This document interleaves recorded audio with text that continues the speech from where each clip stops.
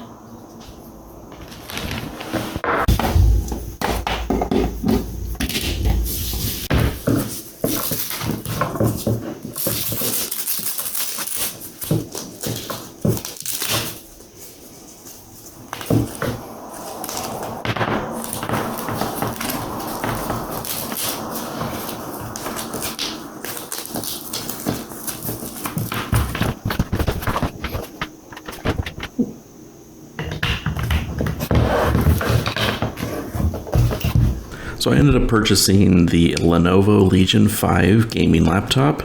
It has the AMD Ryzen 7 5800H processor, a 16 gigabyte DDR4 RAM, 512 gigabyte SSD, the NVIDIA GeForce RTX 3050 Ti.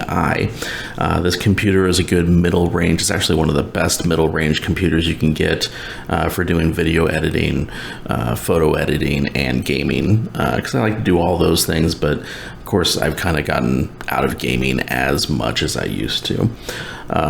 Definitely subscribe, like the video, ask me any questions you might have. But yeah, this computer is basically going to help me with more video editing and of course my job of as a photographer and a videographer. Have a great day and thanks for watching.